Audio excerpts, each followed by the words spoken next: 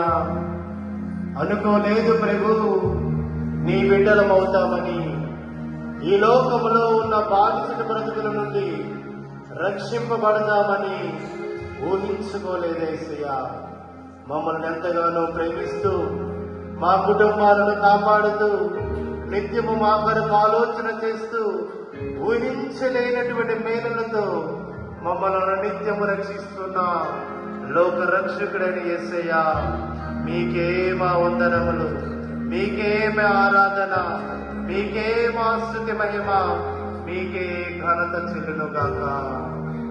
ప్రియ సహోదరి సహోదరులారా, మనం ఊహించలేనటువంటి మేలులు తండ్రి అవుతామని ఊహించలేదు, తల్లి అవుతామని ఊహించలేదు, బిడ్డలకు జన్మనిస్తామని ఊహించలేదు, బిడ్డల ప్రయోజకులు అవుతారని ఊహించలేదు, ఈ క్షణము ప్రాణముతో బ్రతికి ఉంటామని ఊహించలేదు.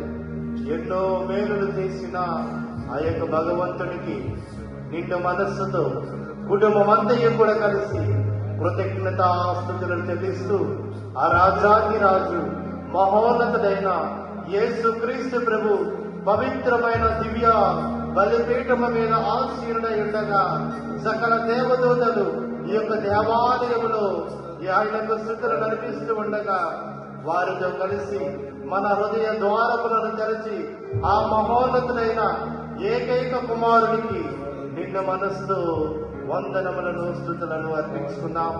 ఆయన చేసిన ప్రతి మేలును ఆయనకు కృతజ్ఞతలను చెల్లించుకున్నాం.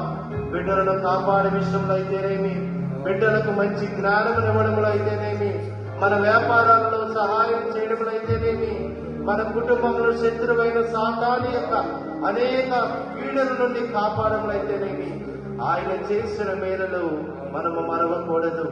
కాబట్టి ఆయనకు పూర్ణ హృదయముతో మన మనస్సులను విప్పి, ఇదిగో దేవా, నా జీవితములో, నా కుటుంబములో, మా